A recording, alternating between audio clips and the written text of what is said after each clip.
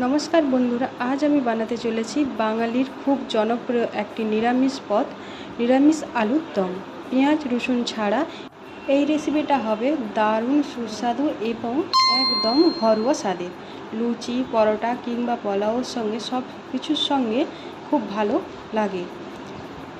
তাহলে আর দেরি না করে চলো ঝটপট দেখে নিই খুব সহজ পারফেক্ট নিরামিষ আলুর দমের রেসিপি।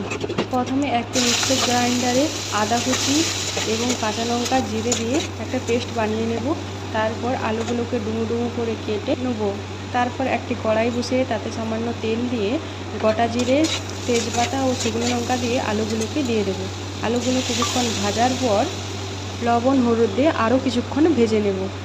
আলুটা ভাজা হয়ে আসলে তাতে টমেটো কুচিগুলো দিয়ে দেবো। টমেটো কুচি দেওয়ার পর কিছুক্ষণ নাড়ার পরেই যে আদার পেস্টটা বানিয়ে রেখেছিলাম সেই আদার পেস্টটা দিয়ে দেব। আদা টমেটো ভালোভাবে কষিয়ে নেব।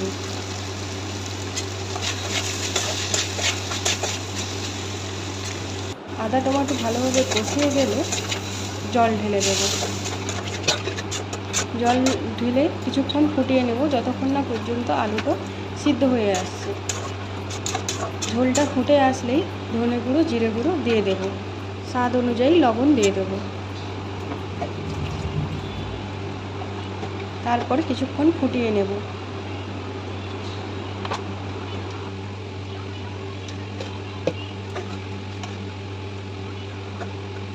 আলুটা ভালোভাবে সিদ্ধ হয়ে গেলে এবং জলটা শুকিয়ে আসলে গরম মশলা ছড়িয়ে নামিয়ে নেব। রেডি হয়ে যাবে আলুর দমের রেসিপি। খুব সহজ এবং খুব কম সময়ের মধ্যে আলুর দমের রেসিপিটি রেডি হয়ে যাবে। রেসিপিটা ভালো লাগলে অবশ্যই বাড়িতে একবার ট্রাই করবেন, আশা করি ভালো লাগবে। ভিডিওটি লাস্ট পর্যন্ত দেখার জন্য ধন্যবাদ।